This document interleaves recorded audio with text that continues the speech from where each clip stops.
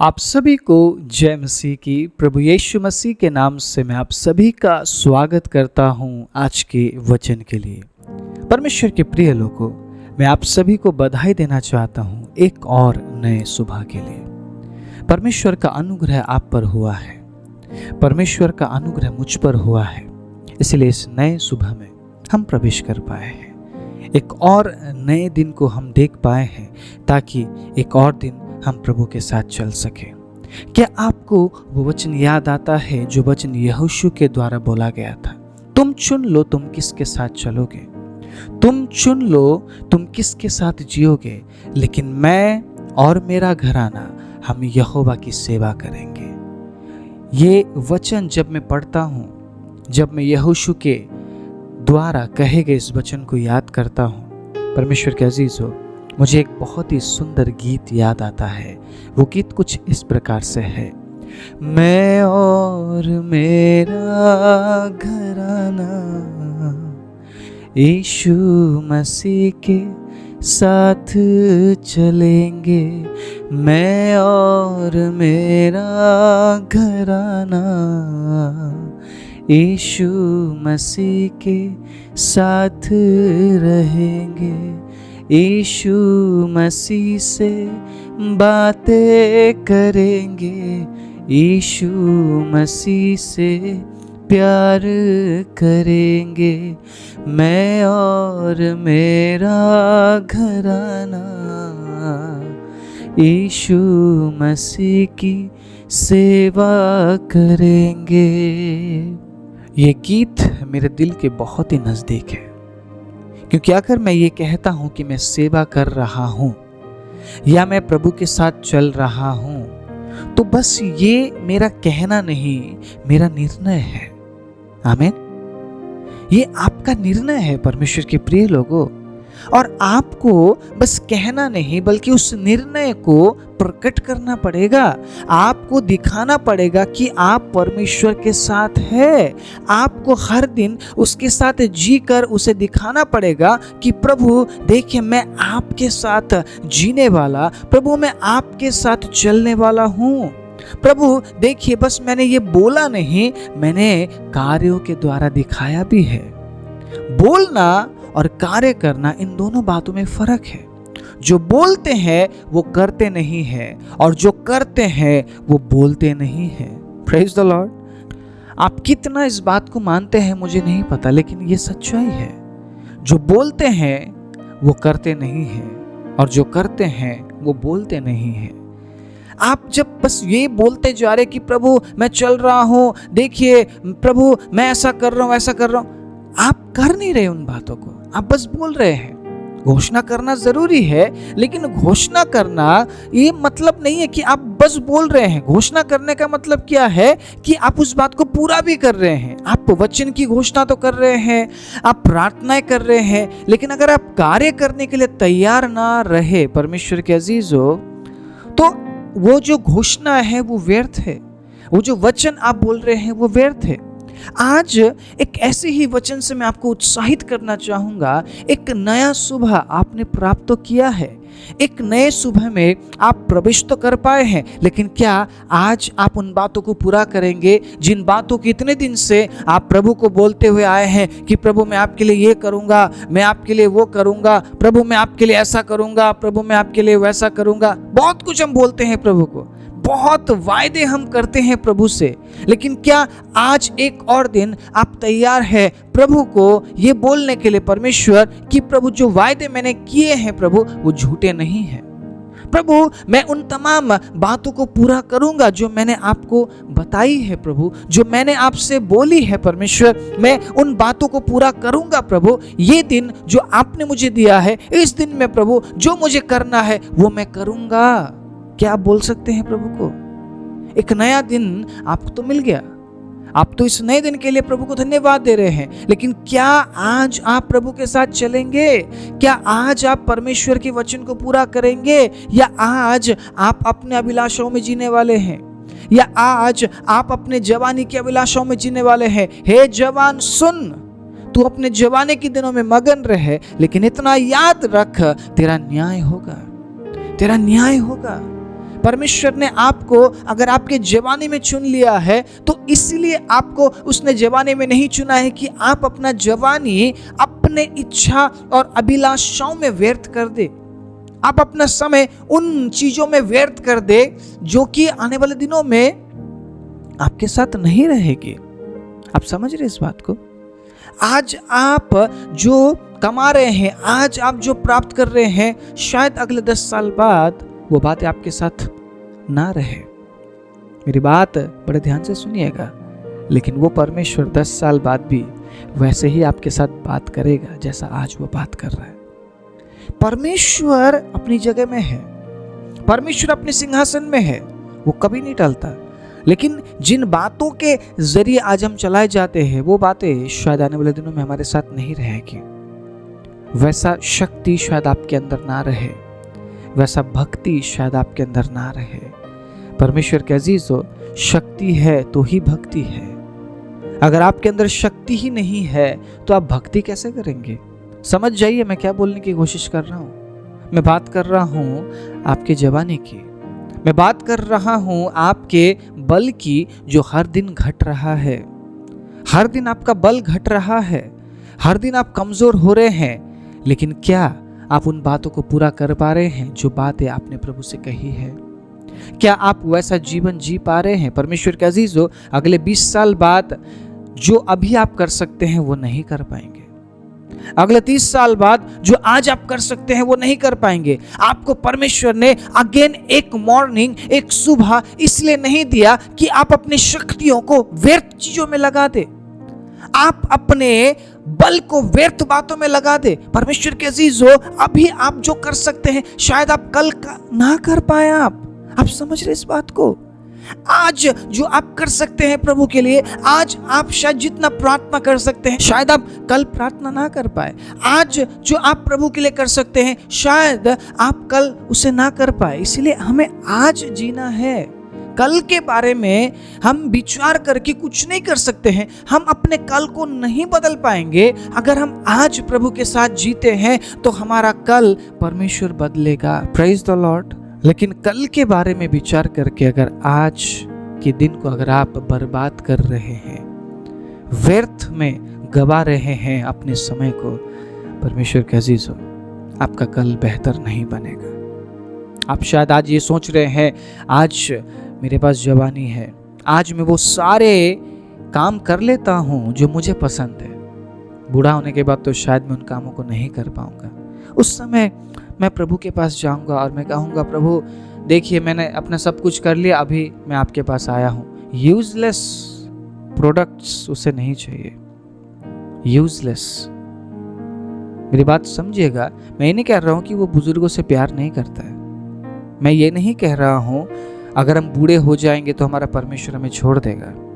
लेकिन मैं ये भी कह रहा हूँ परमेश्वर के अजीजों, जो आज आप कर रहे हैं कल उसको आप भुगतेंगे। आप आज अपनी जवानी में अगर आप प्रभु के साथ नहीं जी रहे हैं, आपके बुढ़ापे में प्रभु आपके साथ नहीं है। समझिए इस बात को। उसका अनुग्रह होगा आपके साथ, वो अपने अनुग्रह को कभी लेता नहीं है। अगर उसने अनुग्रह दे दिया, अगर उसने अनुग्रह कर दी, उस अनुग्रह को वो वापस नहीं लेता है। अनुग्रह आपके जीवन में होगा परमेश्वर का, लेकिन जो आज आप कर रहे हैं उसको आप अपने बुढ़ापे में भुगतेंगे आप। इसलिए एक जवान कैसी चाल चलता है, ध्यान देने की जरूरत है। शायद इस वचन को आप 30 साल में सुन रहे होंगे, शायद आपका 20 साल हो सकता है, शायद 40 हो सकता है, शायद 50 हो सकता है। आज आप क्या कर रहे हैं? अगर आज आप 50 साल के हैं, अगर आपको विश्वास है कि मैं 70-80 साल तक जीऊंगी, ध्यान से सुनिएगा, अगर आपको विश्वास है कि मैं 70-80 साल तक जीऊंगा, तो आज इस 50वें साल में आप क्या कर रहे हैं प्रभु के लिए? आज जो शक्ति आपके अंदर है, उस शक्ति से कितना आप भक्ति कर रहे हैं? परमेश्वर के अजीजों, बिना शक्ति के आप भक्ति कैसे करेंगे आप? रोमियो 12 उसका 1 में क्या लिखा है? अपने शरीरों को क्या चढ़ाने के लिए बोला गया है? शरीर को। ठीक है, यहाँ पर पैसा या फिर कुछ और चीजें नहीं मांगी गई है, यहाँ पे मांगी गई है शरीर। क्या बताया गया है? अपने शरीरों को जीवित, पवित्र और भापता हुआ बलिदान करके परमेश्वर के आगे तुम चढ़ाओ, क्योंकि यही तुम्हारी आत्मिक सेवा है। आपकी आत्मिक सेवा क्या है? ज्यादा प्रार्थना करना। आपकी आत्मिक सेवा क्या है? ज्यादा वचन पढ़ना। क्या है आपकी आत्मिक सेवा? अपने शरीरों को जीवित, पवित्र और भापता हुआ बलिदान करके चढ़ाना। यही आपकी आत्मिक सेवा है। उस आत्मिक सेवा को आप किस तरीके से कर रहे हैं यह आपके ऊपर है, लेकिन यह आपकी आत्मिक सेवा है। अगर आप ये सोच रहे हैं कि मैं तो सेवा कर रही हूं, मैं तो सेवा कर रहा हूं, तो क्या आप अपने शरीरों को जीवित, पवित्र और भापता हुआ बलिदान करके चढ़ा पा रहे हैं हर दिन प्रभु की उपस्थिति में, हर एक नए दिन में? सोचिए इस बात को, विचारिए परमेश्वर के अजीज हो। अब हमें गहरी सोच और विचार में जाने की जरूरत है। अब हमें गहराई से सोचने की जरूरत है, गहराई से हमें विचारने की जरूरत है कि हम अपने समय के साथ क्या कर रहे हैं, हम अपने जवानी के साथ क्या कर रहे हैं, हम अपने स्ट्रेंथ के साथ, हम अपने बल के साथ क्या कर रहे हैं, हमारा बल हम कहां पर दे रहे हैं, हमारी शक्ति से हम क्या कर रहे हैं। आने वाले समय में अगर आप चाहते हैं कि आपके बुढ़ापे में प्रभु आपके साथ रहे हैं, अपने जवानी में प्रभु को याद कीजिए, जवानी में उसका भय मानिए, जवानी में उसके वचन के अनुसार चलिए। यहोशू को यही तो बोला था परमेश्वर ने, अगर यहोशू तू इस वचन के अनुसार चले तो जहां कहीं तू जाए मैं तेरे संग रहूंगा। अगर आप अपने जवानी में प्रभु के साथ जिएंगे परमेश्वर के अजीजों, आज का वचन कहता है वो बुढ़ापे में आपके साथ रहने वाला परमेश्वर है। सुनिएगा, भजन संहिता 71 उसके 5वीं आयत को मैं पढ़ना चाहूंगा, उसके बाद मैं कुछ और आयतों की भी पढ़ूंगा। ध्यान से सुनिएगा। क्योंकि हे प्रभु यहोवा, मैं तेरी ही बाट जोहता आया हूं, बचपन से मेरा आधार तू है। वो बस आपके जवानी को नहीं मांग रहा है, वो आपके बचपन को भी मांग रहा है। Praise the Lord. अपने बच्चों को ये कभी मत सिखाइए, तुम तो अभी बहुत छोटे हो, तुम्हें तो प्रार्थना ही करना नहीं आता है, तुम क्या प्रार्थना करोगे? जब तुम 18 साल के हो जाओगे ना, तुम प्रार्थना करना, ठीक है? मैंने कई माँ बाप को ये बोलते हुए सुना है, मेरे बच्चे तो छोटे हैं अभी, वो कुछ नहीं कर सकते हैं। अगर वो खा सकते हैं, अगर वो पी सकते हैं, अगर वो फोन देख सकते हैं, अगर वो बड़ी बड़ी बातें बोल सकते हैं, वो प्रार्थना क्यों नहीं कर सकते? वो वचन क्यों नहीं पढ़ सकते हैं? आप नहीं पढ़ा रहे हैं उन्हें, ये बोलिए। सच्चाई क्या है कि आपको इंटरेस्ट नहीं है अपने बच्चों को प्रभु में बढ़ाने के लिए। आपके अंदर चाहत नहीं है कि आपके बच्चे प्रभु में बढ़े। उसी जगह में आपके अंदर चाहत क्या है कि मेरा बेटा डॉक्टर बने, मेरा बेटा इंजीनियर बने, मेरी बेटी पायलट बने ना। बहुत बड़े बड़े ख्वाब के साथ आप जी रहे हैं, लेकिन आपके अंदर इतना ख्वाब नहीं, इतना खौफ नहीं कि अगर मेरे बच्चे प्रभु में नहीं बढ़ते हैं, उनके जीवन में वो सब कुछ अगर प्राप्त भी कर ले, व्यर्थ है अगर प्रभु उनके जीवन में ना हो। परमेश्वर के अजीज हो, वो सिर्फ आपके जवानी को नहीं मांग रहा है, वो आपके बचपन को भी मांगता है। वो बचपन से ही आपके जीवन का आधार बनना चाहता है, क्योंकि हम उसके हैं। Praise the Lord. हम जब माता के गर्भ में थे तब भी वो हमें जानता है, और माता के गर्भ में आने से पहले ही वो ये जानता है कि हमारा अंत कब है। देखिएगा वो कितना अद्भुत परमेश्वर है। सोचिए इस बात को कि वो कितना अद्भुत परमेश्वर है। परमेश्वर के अजीज हो, फिर भी हम कई बार बहुत हल्के में लेते इन बातों को, और हम कहते हैं कि हमारे बच्चे बहुत छोटे हैं। कई बार हम ये भी कहते हैं, मैं तो अभी बस 17-18 का हूँ, मैं तो अभी 30 का हूँ, अभी तो मेरा उम्र घूमने का है, मेरा उम्र एक्सप्लोर करने का है, मेरा उम्र खाने पीने का है, अभी मैं कहाँ ये भक्ति में मैं घुसूंगा, कहाँ मुझे बाइबल पढ़ना है। याद कीजिए, अगर आज आप प्रभु के साथ नहीं जीते हैं, मैं घोषणा करता हूँ इस वचन की, परमेश्वर के अजीज हो, कल वो आपके साथ नहीं होगा, कल वो आपके साथ नहीं होगा। मैं आपको बहुत अच्छा लगने वाला बात नहीं बोलूँगा, मैं सच्चाई बोलूँगा, और मैं मरते दम तक सच्चाई बोलूँगा जो उसके वचन में लिखा हुआ है। आज आप अपने हिसाब से जी रहे हैं, आज आप अपने मर्जी से जी रहे हैं, आज आप अपनी इच्छाओं के लिए जी रहे हैं, तो कल क्यों वो आपके साथ रहेगा? कल भी आप अपने मर्जी के अनुसार जी लीजिए। वो तो कभी इंटरफेयर नहीं करता है, वो कभी किसी के जीवन में घुसपैठ नहीं करता है, वो कभी किसी को दबाव नहीं डालता है, कि तुझे ऐसा ही करना है, तुझे ऐसे ही जीना है। नहीं, उसने आपको फ्री विल दिया है, उसने आपको आपकी इच्छा में छोड़ दिया है। आपका निर्णय है, आप अपने जवानी को प्रभु को देंगे या आप अपना जवानी संसार को देंगे, ये आपका निर्णय है। मैं कुछ और वचन पढ़ना चाहूंगा, ध्यान से सुनिएगा। 9वें आयत में क्या लिखा है, बुढ़ापे के समय मेरा त्याग ना कर। देखिएगा, ये बात लेखक ने 2 बार बोली है, बुढ़ापे के समय मेरा त्याग ना कर, जब मेरा बल घटे तब मुझको छोड़ ना दे। सुनिएगा, एक और जगह ये वचन हमें मिलता है 18वें आयत में, इसीलिए हे परमेश्वर, जब मैं बूढ़ा हो गया और मेरे बाल पक गए तब भी तू मुझे ना छोड़, जब तक मैं आने वाले पीढ़ी के लोगों को तेरा बाहुबल और सब उत्पन्न होने वालों को तेरा पराक्रम ना सुनाओ। परमेश्वर के अजीज हो, उसने आपको जिंदा ही इसलिए रखा है ताकि आप आने वाले पीढ़ी को ये बता सके कि आपका परमेश्वर कौन है। अगर आप अपने जवानी को नाश कर रहे हैं, अगर आप अपने जवानी में सोच रहे हैं यही तो मेरा दिन है, मैं अपनी इच्छा के अनुसार चलूंगी, मैं अपनी इच्छा के अनुसार चलूंगा, मुझे जो अच्छा लगता है मैं वो करूंगी, मुझे जो अच्छा लगता है मैं वो करूंगा, तो ध्यान दीजिएगा, आने वाला जो पीढ़ी है वो नाश होने वाला है। अगर आज आप अपने जवानी को परमेश्वर के हाथों में समर्पण नहीं करते हुए अपने इच्छा के अनुसार अगर आप जीते हैं, तो आने वाला जो पीढ़ी है वो परमेश्वर को नहीं जान पाएंगे। इसीलिए आपको परमेश्वर की ज़रूरत है जब आप बूढ़े हो जाएंगे। परमेश्वर के अजीज हो, उस समय में अगर आप प्रभु के भलाई को चाहते हैं, आपके बुजुर्ग अवस्था में अगर आप परमेश्वर की सहायता को चाहते हैं, तो आज उसके साथ जीना सीखिए, जवानी में प्रभु के साथ जीना सीखिए। बूढ़ा होने के बाद जब एक व्यक्ति का बल घट जाता है, जब उसका माइंड काम नहीं करता है, जब वो ढंग से बोल नहीं पाता है, तो उसे सिर्फ परमेश्वर याद आता है। लेकिन जवानी में जब वो भरपूर ताकत, भरपूर जोश में जी रहा होता है, वो अपने इच्छा के अनुसार चलता है, उस समय वो परमेश्वर को याद नहीं करता है।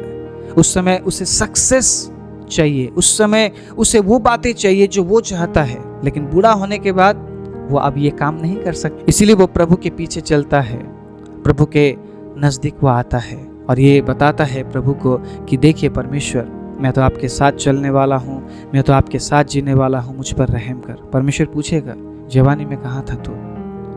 मैंने तुझे बल दिया, मैंने तुझे शक्ति दी, मैंने तुझे बुद्धि दी, मैंने तुझे ज्ञान दिया, मैंने तुझे ऊंचा किया, लेकिन उस समय तू कहाँ था? उस समय हमारे पास कोई जवाब नहीं होगा। इसलिए परमेश्वर का अजीज हो, परमेश्वर के साथ हर दिन जी लीजिए ताकि आने वाले बुढ़ापे में वो आपका सहारा बने, आपको किसी भी बात की कमी घटी ना हो।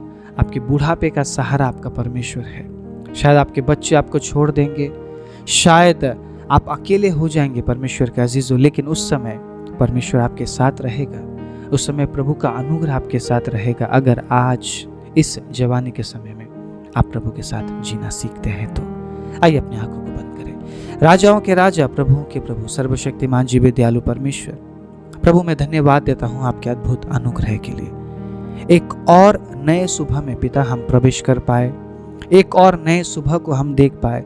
हम धन्यवाद देते हैं प्रभु आज के नए दिन के लिए, विशेष रूप से आज के वचन के लिए प्रभु हम प्रार्थना करते हैं। जो वचन सुना गया है प्रभु, वो बस सुनकर भूलने का कारण ना बने, बल्कि हमारे जीवनों को बदलने का, और प्रभु हमारे जवानी में प्रभु आपके साथ जीने का कारण बन जाए। और प्रार्थना करते हैं प्रभु, जितने ने भी आज के वचन को सुना है वो आपके वचन के अनुसार हर दिन को बिताने के लिए प्रभु आप उनकी सहायता और मदद कीजिए। एक और दिन प्रभु मैं आपके बच्चों के जीवन में आपके भलाई की, आपके चंगाई की, आपके छुटकारे की, प्रभु आपके आशीष की, प्रभु आपके अनुग्रह की, आपके बढ़ोतरी की और आपकी उपस्थिति की घोषणा करते हुए प्रार्थना प्रभु यीशु मसीह के नाम से मांगता हूँ, आमीन।